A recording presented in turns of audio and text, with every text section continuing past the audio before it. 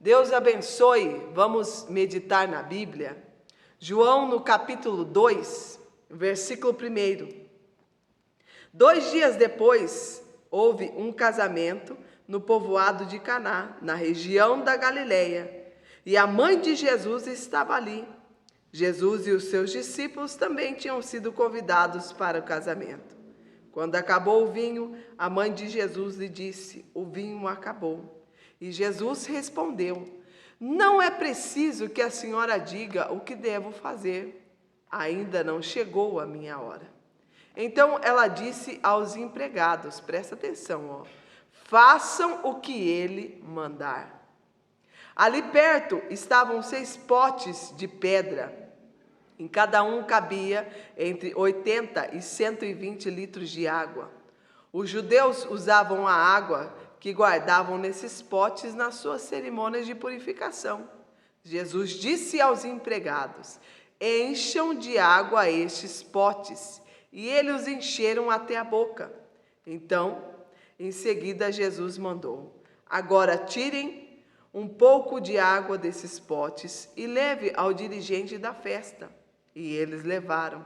Então o dirigente da festa provou a água, e a água tinha virado vinho. Então não sabiam de onde vinha aquele vinho, mas os empregados sabiam. Por isso ele chamou o noivo e disse: "Todos costumam servir primeiro o vinho bom, e depois que os convidados já beberam muito, serve o vinho comum. Mas você guardou até agora o melhor vinho." Jesus fez esse primeiro milagre em Caná da Galileia. Temos informações importantes aqui, hein? O primeiro milagre de Jesus Cristo foi numa festa de casamento. Assim revelou a sua natureza divina, e os seus discípulos creram nele.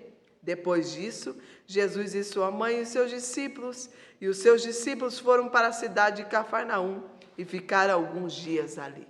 Primeiro milagre de Jesus Cristo, numa festa de casamento. Situações importantes aconteceram aqui. Primeiro, a direção da mãe do Senhor Jesus dizendo aos empregados: façam tudo o que ele mandar. Quando um problema foi apresentado para ele, acabou o vinho, acabou a alegria do casamento, que o vinho era a alegria do casamento, né? Acabou o vinho.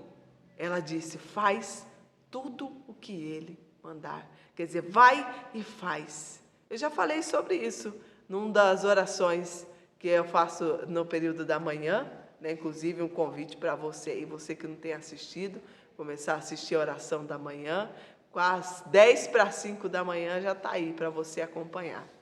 Já falei sobre isso porque as pessoas elas não têm capacidade de obedecer, mas esses empregados aqui tiveram. Fizeram sem questionar. Por que isso, pastora? Tem lógica? Você está precisando de vinho e aí a pessoa fala para você: põe água? Não, não tem lógica. Mas aqui está o segredo, né? Obedecer a palavra e a direção de Jesus. Quando eles tiveram a capacidade de obedecer, o milagre, o extraordinário aconteceu. O vinho surgiu, aconteceu ali um rebuliço dentro daqueles potes e o Senhor fez aquela água se transformou. Pegou uma coisa e mudou em outra. Olha o que o nosso Deus pode fazer. Pega uma coisa, transforma em outra. Totalmente diferente. E ainda faz melhor do que o ser humano pode fazer, né? Porque o vinho natural foi uma coisa, mas esse vinho aqui, eles estavam dizendo, o melhor foi servido no final. No capítulo 2, no versículo 13. Alguns dias antes da Páscoa dos judeus, Jesus foi até a cidade de Jerusalém, no pátio do templo. Encontrou pessoas vendendo 2 bois. Presta atenção nesse fato aqui, ovelhas e pombos. E viu também que os que estavam sentados à sua mesa trocavam dinheiro para o povo. Então ele fez um chicote de cordas e expulsou toda aquela gente dali, e também as ovelhas e os bois. Virou as mesas que trocavam dinheiro, e as moedas se espalharam pelo chão. E disse aos que vendiam pomba: tirem tudo isso daqui. Parem de fazer da casa do meu pai um mercado. Então os discípulos dele lembraram das palavras das Escrituras Sagradas que diziam: o meu amor pela casa do meu Deus queima dentro de mim como fogo. Os líderes judeus perguntaram: que milagre você pode fazer para nos provar que tem autoridade para fazer isso? E Jesus respondeu: derrubem este templo e eu construirei de novo em 3 dias. Eles disseram: a construção do templo levou 46 anos e você diz que vai construí-lo de novo em 3 dias.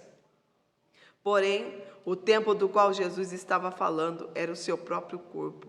Quando Jesus foi ressuscitado, os seus discípulos lembraram que ele tinha dito isso e então creram nas Escrituras Sagradas e na palavra dele. O povo estava indo para o templo com a intenção e a motivação errada. Estava indo lá só para vender, só queria saber da vida financeira. O espiritual estava bem longe. Por isso que o Senhor disse, né, para de fazer da casa do meu pai, porque as pessoas elas se perdem, né? A gente vê aqui pessoas se perdendo, saíram do propósito. Eu vou na igreja para fazer o quê? Eu vou na igreja para orar, não é um clube social, não é um lugar para fazer amizade. É claro que a gente acaba se relacionando, né, entre os irmãos, mas não é um clube social. Eu vou lá para me relacionar com Deus. E eles não estavam indo para o templo para relacionar com Deus, estavam indo para fazer dinheiro. Só esse era o propósito deles, não tinha nenhum objetivo além disso. E eu achei, né, eu fiquei com esse versículo, que os discípulos disseram no 17. Então os discípulos lembraram das palavras das Escrituras Sagradas que dizem: o meu amor pela tua casa, ó Deus, queima dentro de mim como fogo. Você ama a casa de Deus? Você ama a obra de Deus? A casa, o templo físico mesmo, estar no templo, isso queima dentro de você como fogo? Depois, ele estava falando sobre a morte e a ressurreição dele, que ia durar 3 dias, sobre o corpo dele. E foi o que aconteceu, não foi? 3 dias o Senhor Jesus ficou, na verdade, né, morto, mas ele ressuscitou.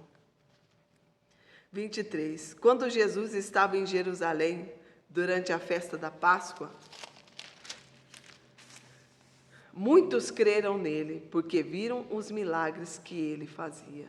Mas Jesus não confiava neles, pois os conhecia muito bem. E ninguém precisava falar com ele sobre qualquer pessoa, pois ele sabia o que cada pessoa pensava. Vamos de novo? A gente tem que ler isso de novo. Quando Jesus estava em Jerusalém, durante a festa da Páscoa, muitos creram nele porque viram os milagres que ele fazia. Quer dizer, só acreditaram porque viram. Mas Jesus não confiava neles, pois os conhecia muito bem. E ninguém precisava falar com ele sobre qualquer pessoa, pois ele sabia o que cada pessoa pensava. Ninguém precisa falar de você para Deus, ele sabe o que você pensa, sabe tudo que está aí dentro da tua cabeça, do teu coração, ele conhece. Não tem máscara diante de Deus, não tem aparência, nós somos transparentes e ele nos vê internamente, lá dentro. Ninguém precisa falar o que você é, o que você faz, o que você deixa de fazer. Deus vê todas as coisas. E lá no profundo, no íntimo. Amém? Segunda-feira nós nos encontramos novamente para meditar na Bíblia. Ontem eu havia falado, né, que todos os dias às 11h30 nós vamos nos encontrar, mas no final de semana não vai ser possível. Então o que você faz? Pega, medita de novo naquilo que a gente já leu, porque a palavra tem que ser lida, degustada, e cada vez que você lê, você vai ver que algo novo Deus vai falar com você, viu? E não fica só naquilo que eu estou falando, não. Medita você na Bíblia, separa seu tempo para ler, para estudar, para crescer. Quanto mais Ainda tem uma coisa que eu aprendi muito cedo.